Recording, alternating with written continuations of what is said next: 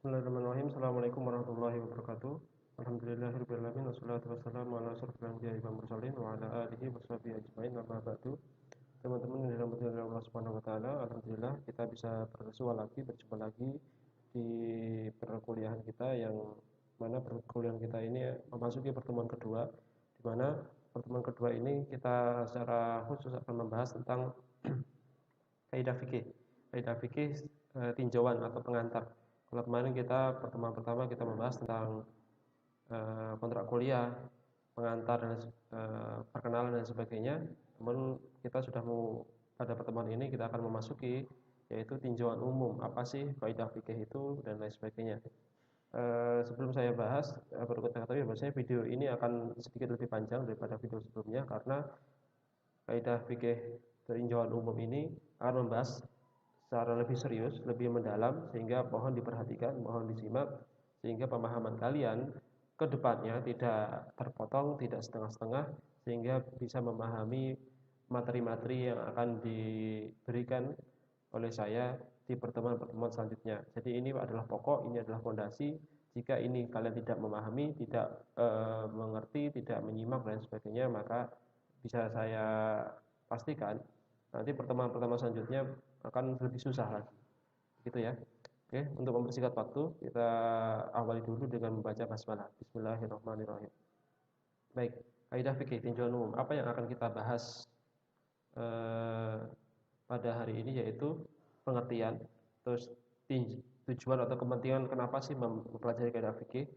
Terus di sana ada kaidah fikih, ada kaidah usul fikih. Apa sih perbedaan antara keduanya? Apakah di sana hanya ada perbedaan tanpa adanya persamaan atau malah ada persamaan? Persamaannya seperti apa, terus perbedaannya seperti apa, kaidah fikih dan kaidah usul fikih. Kemudian bagaimana sih proses pembentukan kaidah fikih itu, dari mana asalnya dan sejarahnya bagaimana. Kalau sejarah itu berarti sejak kapan muncul kaidah fikih, apakah sejak fikih itu muncul otomatis muncul kaidah fikih atau bagaimana, gitu ya. Jadi pembahasan kita seputar itu, walaupun hanya 5 bahasan, cuman nanti akan eh, sangat panjang, sehingga mohon disimak. Baik, apa sih pengertian dari kaidah fikih itu? Kaidah fikih itu kalau secara bahasa Arabnya bisa dimaknai dengan al-qawaid al-fiqhiyah. Al-qawaid al-fiqhiyah kemudian diterjemahkan dalam bahasa Indonesia menjadi kaidah kaidah fikih. Jadi qawaid itu sebenarnya jamak. Jadi bentuk bentuk apa namanya, bentuk tunggalnya itu al-qaidah, karena kaidah-kaidah fikih itu sangat jumlahnya banyak sekali, bahkan ada yang mengatakan ratusan, maka disebut al-qawaid. Al-qawaid yang bersifat fikih maka disebut al-fiqhiyah, al-qawaid al-fiqhiyah, kaidah-kaidah fikih. Nah, al-qawaid itu sendiri bisa dimaknai sebagai hukmun kulliyun yantabiqu ala jami'i juz'iyatihi. Maksudnya apa sih? Al-qawaid atau kaidah itu bisa dimaknai sebagai ketetapan yang bersifat global atau patokan lah.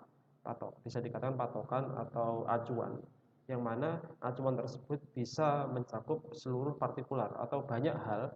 Kembali gini, karena itu disebut patokan atau acuan, maka dengan acuan ini atau dengan patokan ini akan banyak hal yang bisa dijadikan eh, maksudnya banyak hal akan menjadikan hal patokan ini bisa jadi acuan. Maksudnya gini, contohnya kalian akan pergi ke suatu tempat, maka biasanya kalian akan menanya patokannya apa, acuannya apa, sehingga untuk menuju tujuan tersebut akan menjadi patokan-patokan tersebut. Jadi ketetapan yang sifatnya global atau umum, yang mana karena bersifat umum itu kalian akan mengetahui di bawahnya atau di dalamnya banyak hal-hal yang bisa bersifat partikular atau bersifat khusus. Jadi bisa dipastikan kaidah fikih itu sifatnya pasti umum, yang mencakup banyak hal-hal yang bersifat khusus. Contohnya gampangnya patokannya. Eh, Seorang ibu menyuruh anaknya beli bumbu. Nah, bumbu itu kan sifatnya umum. Pokoknya beli bumbu gitu. Maka si anak ketika beli merica ya bumbu boleh, karena itu termasuk bumbu. Kemudian si anak membeli garam ya boleh, karena itu bumbu juga, gitu kan. Karena patokannya ibu tadi apa? Bumbu, yang penting bumbu. Beda dengan halnya kalau seandainya nak belikan cabai, nak belikan merica. Walaupun itu bagian dari bumbu, namun itu nggak bisa disebut patokan. Karena apa? Karena dia langsung menyebutkan hal yang khusus, yaitu merica. Kalau dia ternyata beli garam itu disalahkan. Namun ketika ibu tadi mengatakan bumbu, ya sudah. Yang penting bumbu, acuannya bumbu, apapun benda hal yang sifatnya khusus kok bisa dijadikan bumbu masakan, boleh dibeli oleh si anak tersebut. Gitu ya. Itu al-qawaid atau kaidah. Ketetapan yang sifatnya global atau umum. Kemudian fikih itu seperti yang kalian ketahui bacanya fikih itu al-ilmu bil ahkami syar'iyyati al-amaliyati min adillati at-tafsiliyah. Maksudnya gini, hukum yang bersifat syarak yang sifatnya adalah praktis atau amaliyah atau sesuatu yang dilakukan yang diambil dari dalil yang terperinci. Jadi fikih tahu sendiri, fikih itu sesuatu hukum yang sifatnya praktis atau sesuatu yang sifatnya amaliyah yang bisa dipraktekkan oleh anggota badan, Jadinya eh, berarti ada Pak hukum syarak yang sifatnya bukan amaliyah, ya ada. Contohnya apa? Akidah. Akidah itu hukum sifatnya syarak, cuman dia sifatnya bukan praktis. Kenapa? Karena sifatnya adalah keyakinan. Kamu harus mengimani Allah, kamu harus percaya bahwasanya Nabi itu ada, bahwasanya kiamat itu akan terjadi, bahwasanya qadar dan qadar itu sudah ketetapan Allah dan sebagainya. Maka itu kamu meyakininya. Cuman itu bukan fikih karena apa? Sifatnya keyakinan, nggak dikerjakan. Tapi kalau fikih, kamu tahu caranya sholat. Sholat itu harus bagaimana, kapan dilaksanakannya, zakat itu kapan dibayarkan, bentuknya seperti apa, kepada siapa didistribusikan, haji itu kapan dan sebagainya. Itu kan sesuatu hal yang dikerjakan, bisa dilihat, bisa dipantau, bisa diukur dan sebagainya. Sehingga fikih itu bisa dikatakan hal-hal di mana sesuatu pekerjaan, suatu ucapan, suatu perilaku itu dihukumi. Ini halal, ini haram, ini dibenci, ini dilarang dan sebagainya. Ya, oke. Berarti kalau itu digabungkan maka bisa dikatakan ketetapan sifatnya umum yang mana ketetapan tersebut digunakan untuk menghukumi sesuatu yang bersifat praktek, sesuatu yang bersifat amaliyah dikerjakan. Gitu ya. Oke, secara definisi kaidah fikih bisa kita banyak para agamawan atau ulama yang mendefinisikan kaidah fikih. Kalau Muhammad Abu Zahroh itu kumpulan-kumpulan hukum yang serupa, kumpulan hukum yang serupa yang kembali pada kias atau analogi yang mengumpulkannya. Al-Jurjani ini kalau saya simpulkan maka seperti ini, kaidah fikih itu adalah aturan umum atau patokan umum yang mana dapat diterapkan pada berbagai macam kasus fikih. Ya, fikih itu suatu hukum tentang perbuatan. Ketika banyak kasus fikih atau hukum fikih yang mana itu memiliki kemiripan-kemiripan, maka akan dimunculkan suatu aturan umum, sehingga aturan umum tersebut ketika memunculkan ketika ada kasus fikih baru yang mirip dengan kasus sebelumnya, maka itu bisa dihukumi dengan adanya apa? Aturan umum tersebut. Dengan aturan umum tersebut. Ya. Jadi kaidah fikih adalah aturan sifat umum yang ada kaitannya dengan fikih dan bisa diterapkan ke banyak macam fikih, ke banyak macam kasus fikih atau peristiwa fikih. Oke. Setelah tadi kita definisikan bahwasanya kaidah fikih itu aturan umum, maka suatu hal itu disebut kaidah fikih itu jika memenuhi unsur berikut. Jadi kalian bisa mengenal, oh ini kaidah fikih jika ada unsur-unsurnya yang terpenuhi. Pertama, unsurnya adalah terdapat redaksi atau rumusan yang singkat dan padat. Yang namanya kaidah itu pasti berupa rumus. Rumus itu harus singkat. Kalau rumus itu bukan singkat, maka akan susah. Seperti halnya kalian kalau di matematika dulu, bagaimana cara mengetahui luasnya persegi ini, luasnya persegi panjang ini? Maka pasti ditentukan P kali L, panjang kali lebar, sisi kali sisi. Itu kan suatu S kali S itu kan suatu hal yang sifatnya adalah ringkas, mudah diingat, gitu kan? Ya sama dengan kaidah fikih. Kaidah fikih itu nanti bentuknya adalah suatu kalimat yang pendek, beberapa kata saja, yang mana kalimat tersebut itu sifatnya umum sehingga mudah oleh orang untuk dihafalkan dan diterapkan pada kasus-kasus atau peristiwa-peristiwa yang ditemuinya. Oh ini hukumnya ini. Gara-garanya apa? Gara-gara saya pernah mengingat ada kaidah fikih seperti ini. Nah, mudahnya diingat itu gara-gara apa? Gara-gara singkat dan padat tadi. Sepertinya kalian masih ingat sampai sekarang Persegi itu luasnya sisi kali sisi, persegi panjang P kali R, karena simpel atau singkat. Nah, terdapat peristiwa atau hukum fikih yang dapat tercakup dalam kaidah tersebut. Nah, walaupun sifatnya singkat atau padat atau ringkas, tapi kalau ternyata tidak bisa dipakai untuk menghukumi suatu peristiwa fikih atau digunakan dalam hukum fikih tertentu, maka otomatis tulisan yang pendek tadi otomatis tidak bisa digunakan atau tidak bisa disebut kaidah fikih. Gitu ya. Contoh, aku adalah itu dua kata. Cuma dua kata ini walaupun simple, mudah diingat, tapi kalau mau dipakai di dalam untuk menghukumi suatu peristiwa fikih maka tidak bisa. Jadi ya ada kalimat yang singkat padat, kemudian itu bisa digunakan untuk menghukumi suatu peristiwa atau menilai suatu peristiwa yang kaitan dengan fikih, maka itu baru disebut kaidah fikih. Jadi kaidah fikih susunan terdiri dari dua unsur ini.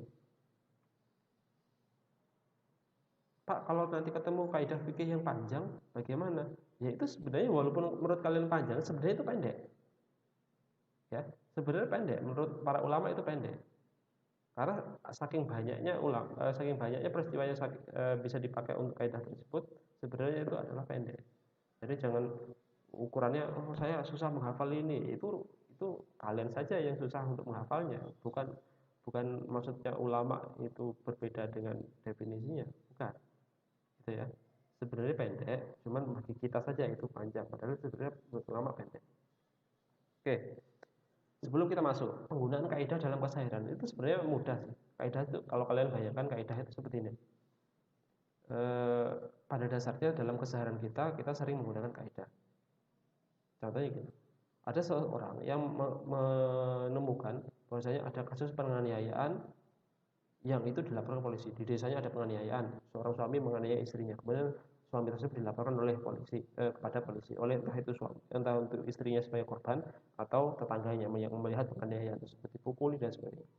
Ada juga yang melihat di TV polisi menembak mati begal di jalan. Ada begal merampas barang milik orang lain secara paksa, kemudian polisi mengetahuinya, dia kebetulan bawa pistol, ditembak mati. Ada lagi si D atau nama samarannya gitu ya, dia itu membunuh. Namun setelah membunuh orang lain, dia itu kabur. Akhirnya apa? Polisi memburunya.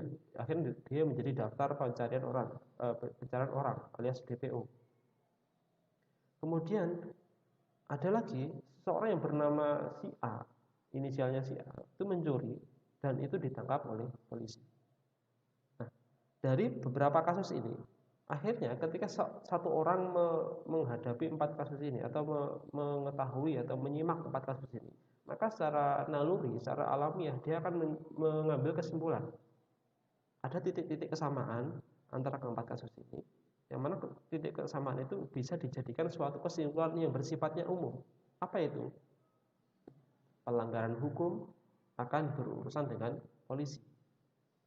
Kenapa? Karena penganiayaan itu melanggar hukum, begal itu melanggar hukum, membunuh tanpa sebab yang dibenarkan itu juga melanggar hukum. Urusannya polisi. Mencuri juga melanggar hukum. Apapun pelanggarannya, maka bisa dipastikan akan berurusan polisi. Entah itu ditangkap, entah itu ditembak, entah itu diborgol, entah itu dimasukin kantor polisi, penjara maksudnya, atau diburu. Intinya berurusan dengan polisi. Nah, maksud dari 4 kasus ini itu bisa disebut dengan peristiwa atau kasus. Nah, yang kesimpulannya itu bisa disebut kaidah. Sehingga ketika orang itu sudah menyimpulkan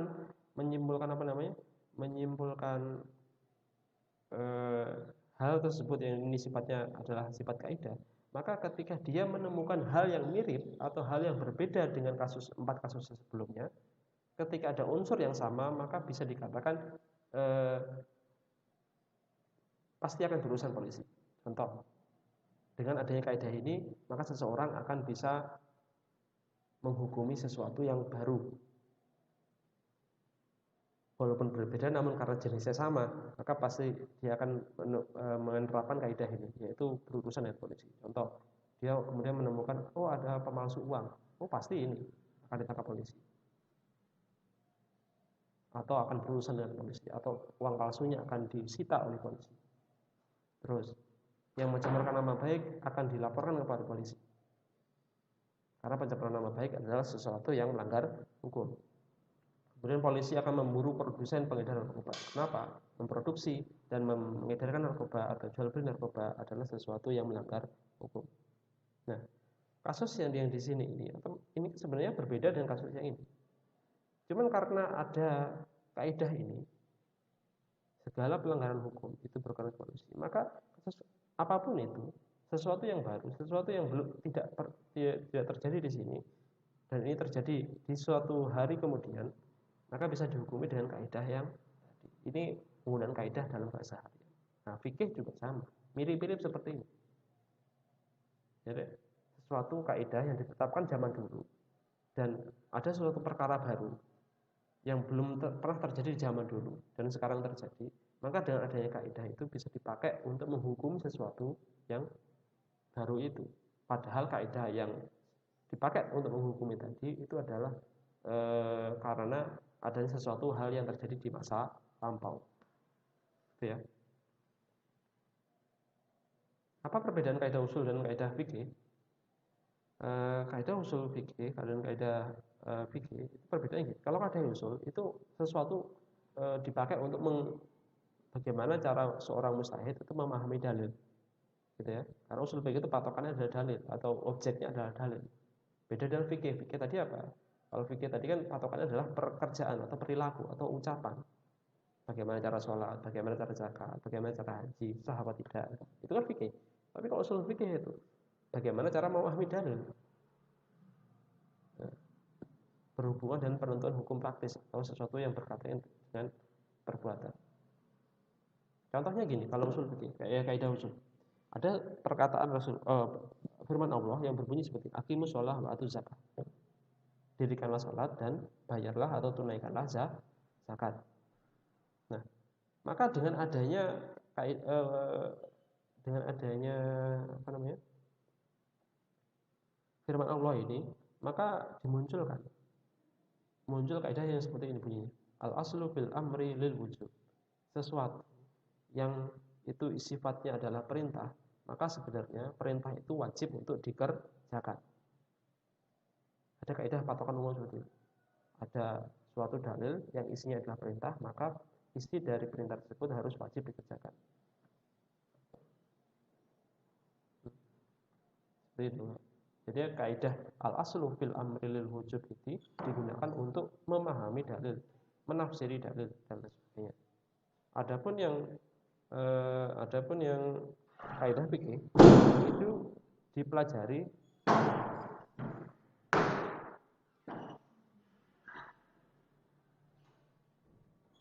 kalau kaidah fikih dipelajari setelah memahami ilmu kasus-kasus fikih. Jadi dipelajari seperti tadi kaidah-kaidah yang keseharian tadi, ada beberapa kasus kemudian dipelajari, muncul kaidah tersebut dipakai untuk sesuatu yang baru. Bagaimana cara memahami kasusnya atau memahami muncul kaidah fikih itu dengan cara menemukan pola hukum fikih yang tertentu. Tadi kan ada pola-pola ya. Ada pelanggaran hukum, ada penganiayaan itu melanggar hukum, pembunuhan itu melanggar hukum, begal itu melanggar hukum. Itu kan ada polanya, sama-sama melanggar hukum. Akhirnya sesuatu yang melanggar hukum bisa apapun bentuknya, yang penting melanggar hukum, maka akan diurusi oleh polisi. Apakah sama dengan kias, Pak? Ya mirip-mirip. Akhirnya muncul kaidah fikih. Nah, persamaannya apa sih? Persamaan antara kaidah usul dan kaidah fikih itu, kalau kaidah usul fikih sebagai hasil dari ilmu usul fikih, persamaannya adalah sama-sama berkaitan dengan fikih. Ya, alias keduanya bisa dijadikan rumus standar, rumus atau acuan standar untuk masalah-masalah fikih. Nah, keduanya sama-sama menjadi alat untuk menghasilkan hukum, sama-sama dipakai untuk menghasilkan hukum. Cuman perbedaannya adalah yang namanya kaidah fikih itu bisa langsung diterapkan. Sedangkan kaidah usul fikih itu harus melalui dalil terlebih dahulu. Karena memang usul fikih itu patokannya adalah dalil. Sedangkan objek kaidah fikih dan kaidah usul fikih itu berbeda di objeknya. Kalau kaidah fikih itu patokannya adalah perbuatan, kalau usul fikih itu dalil. Jadi seperti yang saya katakan tadi, al-amru lil wujub, al al-aslu fil amri lil wujub. Itu kan sesuatu yang terdapat perintah, maka sebenarnya itu wajib dikerjakan. Itu kan digunakan untuk mencari atau menafsiri dalil-dalil yang ada dalam Al-Quran maupun hadis. Nah, kalau kaidah usul fikih itu digunakan untuk alat mustahid untuk istinbat hukum, sehingga kita sebagai orang awam itu susah untuk mengerjakannya karena kita bukan standarnya mustahid. Kita bukan ulama, kita nggak pernah nyantri mungkin, kita nggak pernah belajar tafsir dan sebagainya. Sehingga kaidah usul fikih itu lebih sering dipakai oleh para mustahid atau oleh para ulama dalam mengkaitkan antara dalil dengan perbuatan, dengan dalil dan peristiwa. Adapun kalau kaidah fikih itu lebih mudah dikerjakan karena lebih mudah untuk digunakan walaupun untuk awam karena mudah untuk dipahami. Contoh dalam kaidah fikih itu al-masyaqqah tajlibu taysir atau ad-dararu yuzal. Ad-dararu yuzal, sesuatu yang sifatnya berbahaya itu harus dihilangkan. Ya. Dalam kaidah fikih ad-dararu yuzal, sesuatu yang sifatnya berbahaya itu harus dihilangkan. Maka seorang awam itu kok otomatis paham, oh ini sifatnya bahaya, oh dia itu sakit, kok sekarang lagi bulan Ramadan, maka jika dia puasa dan dia ternyata mau nambah parah sakitnya, otomatis dia nggak usah puasa, kan mudah memakainya. Jadi, kalau dia ternyata bisa diyakini sakit tambah parah gara-gara dia puasa, maka otomatis puasanya nggak usah dikerjakan dulu, diganti hari yang lain. Kalau ternyata dia sudah sembuh, adanya kenapa? Karena ada user. Pak, zaman dulu kan sudah pernah sakit juga, zaman sekarang juga pernah sakit. Mungkin sakitnya berbeda. Dulu sakitnya biasa, sekarang sakit flu dan sebagainya. Sekarang ada sakit stroke, ada sakit apalagi ya, sakit yang mana zaman dulu nggak ada. Diabetes zaman dulu nggak ada, sekarang ada.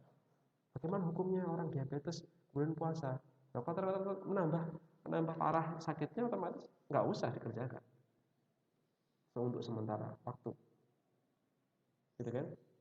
Jadi ada sesuatu penyakit yang baru, ternyata itu bisa menambah parah seseorang, maka otomatis kaidah tadi dipakai atau rulu yuzan, kaidah fikih kan mudah dipakai. Oke, lanjut proses pembentukan kaidah fikih. Bagaimana sih proses pembentukan kaidah fikih itu? Oke, bisa dikatakan seperti ini alurnya. Ada Al-Quran dan hadis, kemudian dipahami Al-Quran dan hadis itu melalui usul fikih, ya, melalui usul fikih, dan usul fikih akhirnya muncul permasalahan fikih. Alias apa? Apa yang dipahami dari dalil tersebut itu diproses oleh usul fikih, kemudian setelah itu muncul untuk menghukumi permasalahan-permasalahan fikih. Nah, permasalahan fikih yang itu mirip-mirip, ada kesamaan dan sebagainya, ditemukan pola-pola tertentu, akhirnya muncul yang namanya kaidah fikih.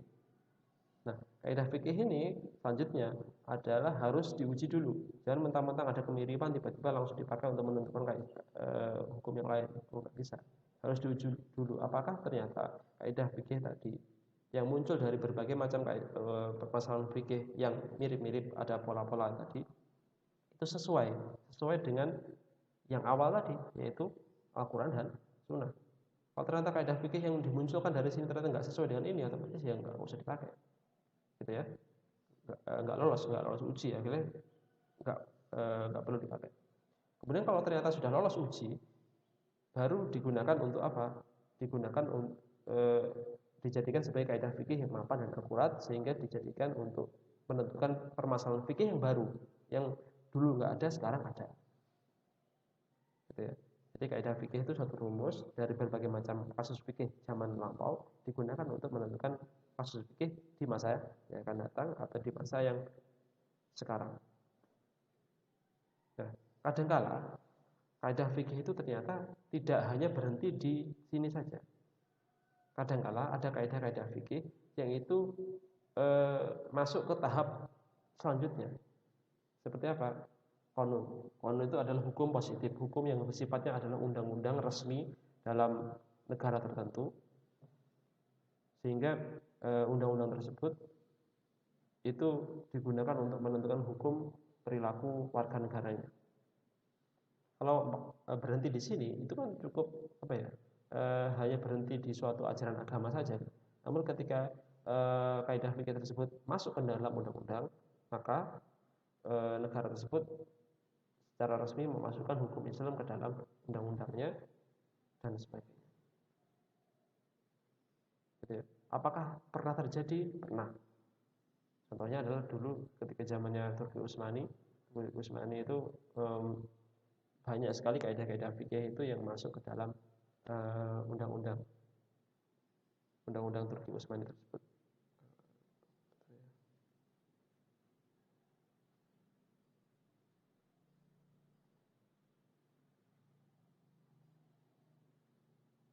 Oke, contohnya dapat fatwa di SNMUI hukum positif. Saya kasih contoh ya.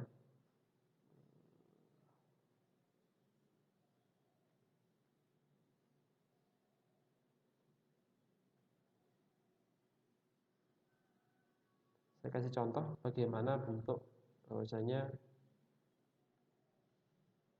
suatu kaidah fikih. Suatu kaidah fikih itu ternyata dijadikan suatu produk hukum. Contohnya ini ada fatwa Dewan Syariah Nasional MUI yang mana fatwa tersebut membahas tentang wakaf, manfaat asuransi dan manfaat investasi pada asuransi jiwa syariah. Ya, dari sini dia apakah halal, apakah haram, apakah boleh dan sebagainya.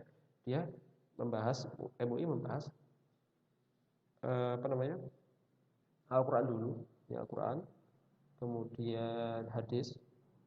Setelah hadis dasarnya adalah ini hadis masih banyak hadis lagi. Nah, baru nomor 3 kaidah fikih. Gitu ya, kaidah fikih.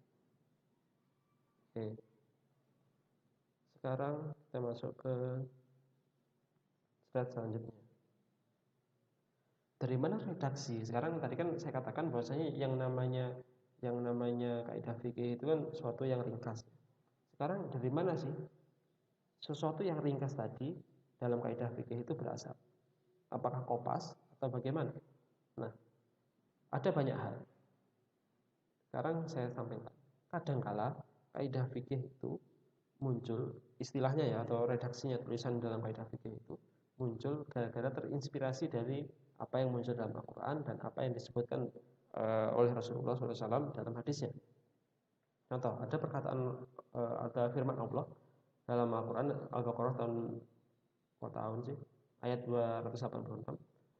Bismillahirrahmanirrahim. Qala ta'ala la yukallifullahu nafsan illa wus'aha. Allah tidak akan membebani la yukallifu nafsan illa wus'aha. Allah tidak membebani seseorang kecuali dengan kemampuannya. Maka jika dipastikan seseorang itu tidak mampu untuk mengemban kewajiban sesuatu kewajiban, maka otomatis diperbolehkan tidak mengemban. Contohnya tadi puasa itu wajib. Ternyata tidak bisa puasa karena sakit, maka otomatis kewajiban puasa tadi menjadi tidak wajib. Wajibnya ketika dia sudah mampu, sakit sudah sembuh dan lain sebagainya. Ya. Nah, ternyata Rasulullah juga pernah bersabda di suatu saat. Rasulullah bersabda seperti ini, yassiru wala tu'assiru. Permudahlah jangan dipersulit. Nah, ini kan berarti kan klop. Apa yang disampaikan oleh Allah dan apa yang disampaikan oleh Rasulullah klop. Sama-sama nggak boleh mempersulit. Kalau sudah bisa dimudahkan, kenapa harus dipersulit gitu kan? Nah, akhirnya menjadi kaidah seperti ini. Al-masyaqqah tajlibu taysir. Kaidah fikihnya suatu kesulitan bisa dijadikan atau bisa menarik pada kemudahan. Itu. Nah, jadi kaidah fikih ini terinspirasi dari kaidah fikih ini terinspirasi dari apa yang disampaikan oleh Allah dan apa yang disabdakan oleh Rasulullah. Muncul kaidah seperti ini. Ada juga kaidah seperti ini. Kaidah yang muncul dari hadis. Jadi apa yang disampaikan oleh Rasulullah itu dijadikan kaidah. Contoh gini. La dororo wala diroro. Tidak boleh melakukan sesuatu yang membahayakan diri sendiri maupun membahayakan orang lain atau dua-duanya. Atau membahayakan diri sendiri. Membahayakan diri sendiri contohnya naik motor tak pakai helm, atau apa namanya, narkoba, menggunakan narkoba, konsumsi narkoba, itu kan membahayakan diri sendiri atau membahayakan orang lain. Naik motor ngebut, lampu merah masih terjang, itu kan membahayakan diri sendiri dan orang lain juga, maka otomatis itu tidak diperbolehkan. Nah, akhirnya muncul kaidah yang mana kaidah tersebut plek sama persis dan apa yang disampaikan Rasulullah. Jadi kopas itu. Ulama mengkopasnya karena perkataan Rasulullah tadi juga sudah singkat, udah simple, udah padat, maka menjadi kaidah tidak boleh melakukan sesuatu yang membahayakan diri sendiri maupun orang lain. La dzarara wa la dzarara. Apa yang disampaikan oleh Rasul plek sama. Jadi ketika kalian menghafalkan ini, maka menghafalkan dua, yaitu menghafalkan kaidah juga menghafalkan hadis. Karena ini adalah juga redaksi hadisnya sama. Dan ini juga diadopsi oleh hukum positif Taqi Usmani. Ada juga berasal dari istilah sahabat, Umar pernah berkata seperti ini: putusnya hak itu tergantung pada syarat yang telah dibuat. Maqati'ul huquq inda syurut. Sama. Suatu putusnya hak itu tergantung pada syarat yang telah dibuat. Contohnya, saya memiliki sesuatu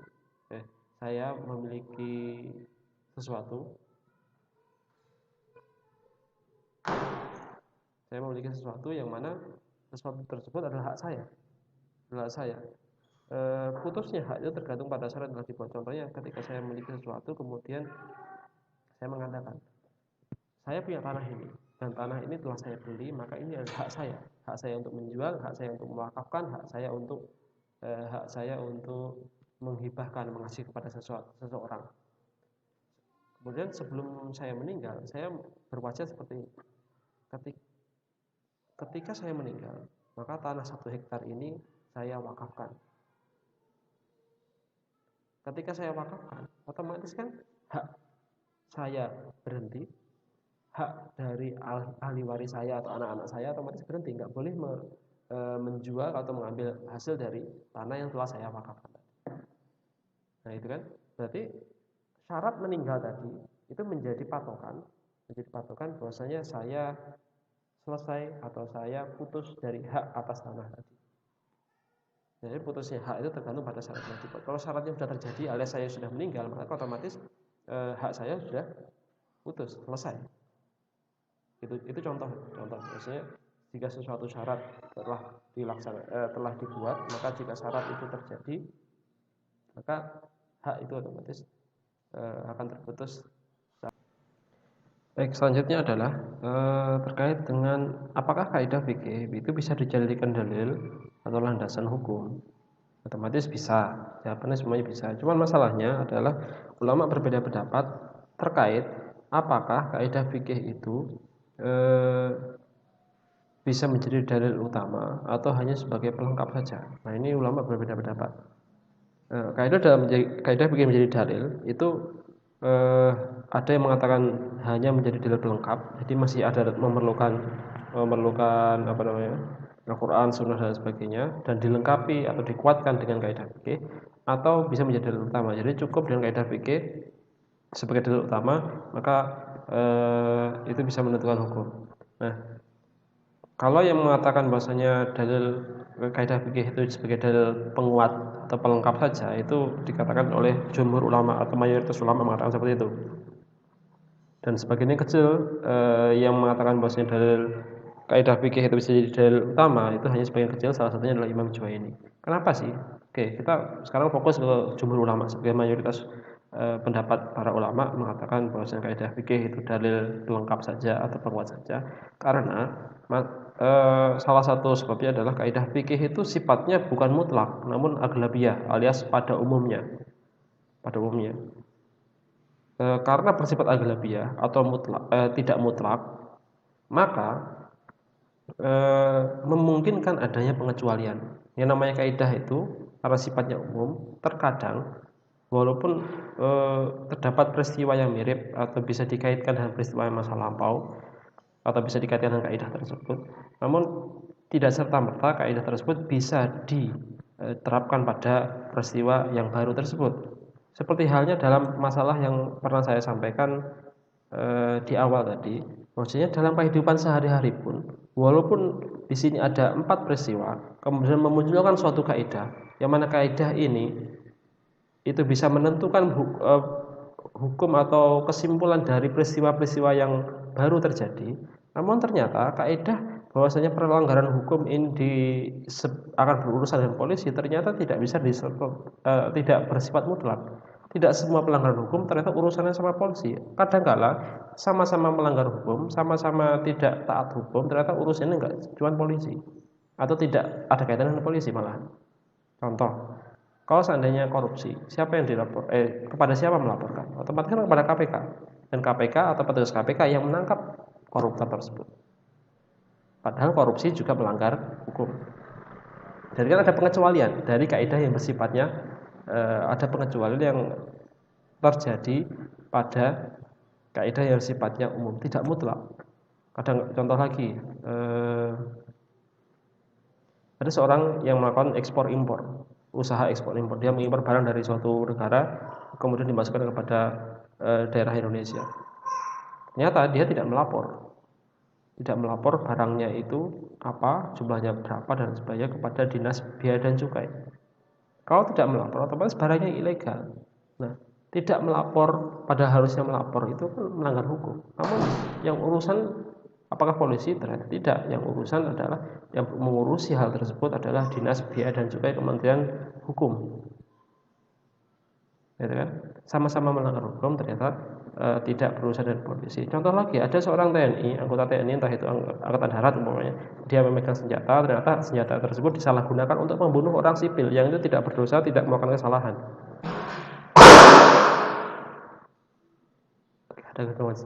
Kemudian apakah itu melanggar hukum? Jelas melanggar hukum. Namun apakah polisi yang menangkapnya atau berurusan dengan polisi? Ternyata tidak. Polisi tidak berhak menangkap TNI. Yang berhak menangkap anggota TNI yang melanggar hukum adalah polisi militer. Nah, dari sini kelihatan bahwasanya ternyata kaidah itu pun walaupun bisa digunakan untuk menghukumi suatu peristiwa yang baru, ternyata tidak serta-merta bersifat mutlak. Terdapat pengecualian alias perlu kehati-hatian dalam menerapkan kaidah tersebut. Barangkali peristiwa baru tersebut ada aturan yang lebih rinci lagi. Begitu juga dengan kaidah fikih. Kaidah fikih ternyata sifatnya umum, cuman ada beberapa pengecualian sehingga harus hati-hati. Contoh pengecualian ini adalah seperti ini. Adalah pengecualian atau mustasna dalam kaidah fikih. Ada kaidah yang berbunyi seperti ini, maka ana aktsara fi'lan kana aktsara fadlan. Sesuatu yang itu dikerjakan, sesuatu yang lebih banyak atau lebih butuh pekerjaannya, pengorbanannya, usahanya, keringatnya, waktunya dan lain sebagainya itu, maka bisa dikatakan itu lebih banyak upahnya atau ganjarannya atau pahalanya dibandingkan pekerjaan yang itu lebih mudah dikerjakan, lebih ringan pengorbanannya dan sebagainya. Gitu ya. Dari mana ini kaidah ini berasal? Ternyata terinspirasi dari perkataannya Rasul, sabdanya Rasul yang berbunyi seperti ini. Qala Rasulullah sallallahu alaihi wasallam, ajruka ala qadri nasabika wa nafaqatika. Ajruka ala qadri nasabika wa nafaqatika. Balasan yang kamu terima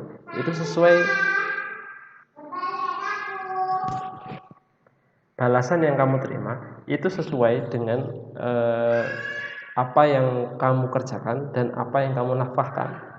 Apa yang kamu keluarkan dari harta kamu, atau apa yang kamu keluarkan dari pikiran kamu atau tenaga kamu atau waktu kamu dan sebagainya. Semakin banyak usaha kamu, semakin banyak harta yang kamu nafkahkan, semakin banyak tenaga yang kamu lakukan, maka otomatis semakin banyak pula pahala yang kamu terima. Gitu ya, logikanya seperti itu. Namun ternyata nggak semua perkara pakai kaidah ini. Ada pengecualian tertentu yang ternyata justru sebaliknya, yang semakin ringan dikerjakan justru semakin banyak pahalanya. Allah semakin suka. Contoh, kita masuk ke kaidah ini. Salat witir lebih afdal dikerjakan dalam 2 kali salam. Jadi dari sini kalau kaidah ini diterapkan ya, contoh salat witir lebih afdal dikerjakan dalam 2 kali salam. Maksudnya gini, contohnya kalian mengerjakan salat witir. Salat witir itu ganjil ya, 3, 4 gitu. 3, 5 dan seterusnya. Kalian memilih angka 3. Angka 3, ada yang mengerjakan 3 langsung, ada yang mengerjakan 2 plus 1. 2 rakaat salam, kemudian berdiri lagi 1 rakaat salam. Nah, yang mengerjakan 2 salam itu lebih afdol, lebih banyak pahalanya karena dia membutuhkan waktu lebih lama, waktu usaha yang lebih besar daripada yang mengerjakan 3 langsung, 1 set gitu ya. Gitu ya. Jadi sholat witir lebih afdal dikerjakan dalam 2 kali salam. Yang selanjutnya contoh lain adalah sholat lail. Sholat malam yang itu dikerjakan di akhir malam otomatis lebih afdal daripada dikerjakan di awal malam. Jadi sholat tahajud itu ya, kalian kerjakan sebelum tidur boleh. Sebelum subuh jam 3 sepertiga malam terakhir juga boleh. Nah, karena otomatis yang dikerjakan sebelum tidur dan setelah tidur bangun pagi-pagi sebelum subuh itu otomatis yang lebih berat mengerjakannya yang mana? Ya sebelum sholat subuh kan, setelah bangun tidur itu. Karena apa? Masih ngantuk, yang lain nggak sholat, dia sholat sendiri, masih sepi dan lain sebagainya. Gitu ya. Nah, kaidah ini cocok. Contoh-contoh tadi cocok diterapkan kaidah ini. Cuma masalahnya ada pengecualian-pengecualian. Contohnya adalah pengecualian kaidah. Oke, sholat bagi musafir lebih afdal dijamak dan dikosor. Seperti kalian ketahui bahwasanya yang musafir itu mendapatkan rukhsah, dispensasi. Dia dibolehkan mengerjakannya dalam satu waktu, sholat asar dan sholat duhur dikerjakan dalam satu waktu, di duhurnya atau di asarnya, atau diringkas 2 rakaat atau dua-duanya. Sudah dijadikan satu waktu, diringkas pula. Bisa. Nah, kalau kita pakai logika, maka kalau kita pakai kaidah yang sebelumnya tadi, makanya aktsara fi'lan karena aktsara fadlan, maka kalau mau lebih banyak pahalanya, otomatis tidak memakai dispensasi, tidak pakai rukhsah itu, gitu kan? Jadi ya kalau pakai kaidah ini kan orang yang musafir sholat di jamak itu lebih sedikit pahalanya daripada orang yang musafir tidak di jamak. Jadi dia harus 2 kali berhenti. Waktu zuhur berhenti sholat, kemudian asar masuk berhenti lagi sholat. Karena dia menggunakan waktu yang lebih banyak, otomatis dia pahala lebih banyak. Ternyata tidak berlaku di sini. Berlakunya justru malah apa yang disampaikan oleh Rasulullah ini. Inna Allah Ta'ala yuhibbu an tu'ta rukhsahu kama yakrahu an tu'ta maksiyatuhu. Jadi di situ tertulis bahasanya sesungguhnya Allah itu lebih suka kalian menggunakan rukhsah atau dispensasi yang diberikan oleh Allah. Jadi mengqasar yang ringan itu tadi atau menjamak yang lebih ringan daripada tidak dikosor sama sekali, tidak dijamak sama sekali, itu justru lebih banyak pahalanya karena Allah lebih suka menggunakan rukhsahnya. Gitu ya. Jadi kalian di sini kelihatan justru kaidah itu ternyata harus lebih hati-hati dalam menggunakan, menerapkan. Tidak semua hal yang itu terkait dengan kaidah tersebut itu diterapkan kaidah. Itu ya. Oke, sejarah kaidah fikih nanti kalian baca sendiri. Kali ini bagi saya kalian bisa mudah membacanya. Adapun manfaatnya sudah saya sampaikan bahwasanya intinya kita sebagai orang awam dalam menentukan suatu hukum atau mengira-ngira atau menganalisis suatu peristiwa itu lebih mudah pakai kaidah fikih karena dia ringkas, mudah dihafal